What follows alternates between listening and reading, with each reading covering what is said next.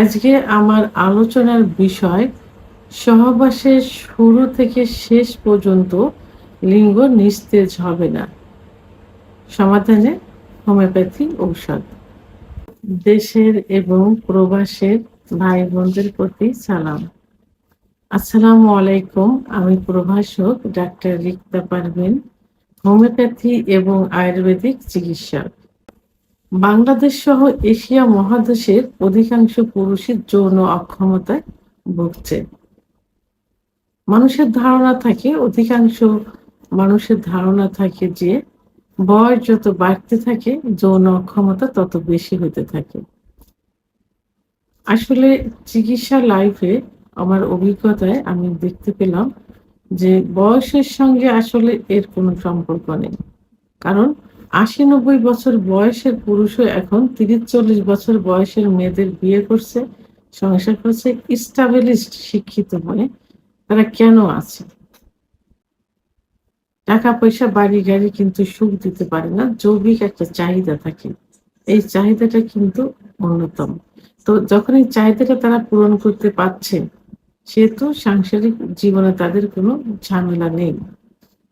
তো এখন যে বিষয়টি এখন অধিকাংশ পুরুষের মধ্যে হচ্ছে, যে অভিযোগটা পুরুষ এবং মহিলা অর্থাৎ স্বামী-স্ত্রী দুজনে দিয়ে থাকে, সেটা হলো যে যখন স্ত্রীর কাছে যাচ্ছে, পার্টনারের কাছে যাচ্ছে, পূর্ব মুহূর্তে ইচ্ছা হচ্ছে, তো যখন ইচ্ছা হয় তখন তারা ভাবে যে মিলনে স্ত্রীকেও সুখ দিতে পারবো, নিজেও সুখ নিতে পারবো। এটাই কিন্তু তাদের ধারণা থাকে এবং সেই ধারণা নিয়েই স্ত্রীর কাছে যায়। তো এখন সেখানে যাবার পর কি অবস্থা হয় যে মানসিকভাবে সে ইচ্ছা হচ্ছে কিন্তু শারীরিকভাবে হচ্ছে না। কারণ দেখা যায় যে ইচ্ছা হলেও উত্থান হয় না। আবার উত্থান হলেও কিছু সময় পরে এমনিতেই নিস্তেজ হয়ে যায়। যৌন মিলনে যেতেও হয় না। আবার অনেকের কমপ্লেইন থাকে যে একটু সামান্য ইচ্ছা হয়েছে। এটা অনেকের কমপ্লেইন থাকে যে তারা যদি উত্তেজনামূলক কোনো ভিডিও দেখে, সেক্সমূলক কারোর সঙ্গে কথা বলে অথবা সেক্সমূলক কোনো আ ই ধারণা মনের মধ্যে আসে, তখন সামান্য উত্তেজনা হলে লালা বিজলা অর্থাৎ আমরা যেটাকে বলি মিউকাস ভেঙে নিস্তেজ হয়ে যায়। তো এই সমস্যা হয়ে থাকে। অর্থাৎ স্ত্রী পার্টনারের কাছে গেছে, সহবাসের ইচ্ছা হচ্ছে, লিঙ্গ উত্থানও হচ্ছে। বাট কিছু সময় পরেই লালা বিজলা ভেঙে লিঙ্গ নিস্তেজ হয়ে যাচ্ছে। আবার অনেকের দেখা যায় যে স্ত্রী পার্টনারের সঙ্গে সহবাসে ইন হওয়ার পূর্ব মুহূর্তে অর্থাৎ যোনি স্পর্শ করা মাত্র বীর্যপাত হচ্ছে। অথবা ভিতরে দেওয়ার পর সঞ্চালন হচ্ছে, যৌন কার্য চলছে। বাট কিছু সময় পরে আ বীর্যপাত ছাড়াই নিস্তেজ হয়ে যাচ্ছে। ১ম বার এভাবে হলো।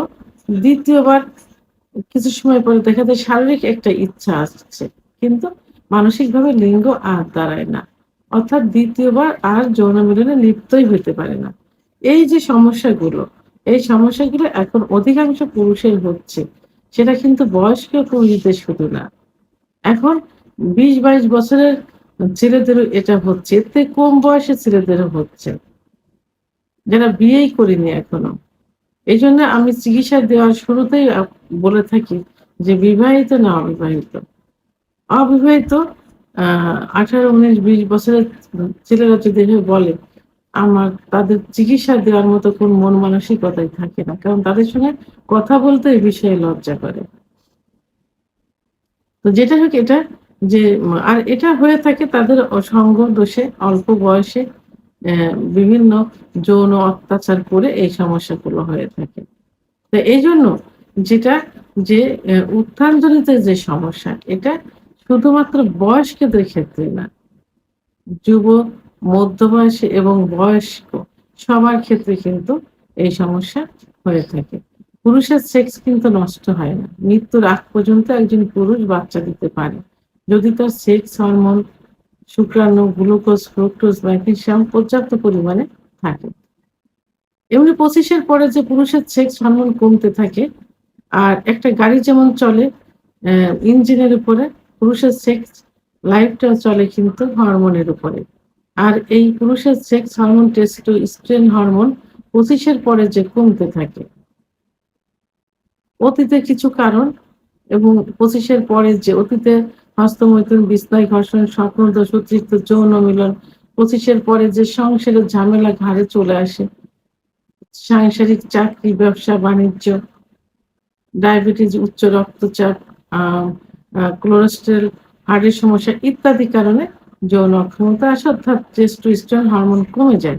কমে গেলে এই যে উত্থানজনিত সমস্যা বললাম, এই উত্থানজনিত সমস্যা কিন্তু যৌন অক্ষমতার একটা পার্ট।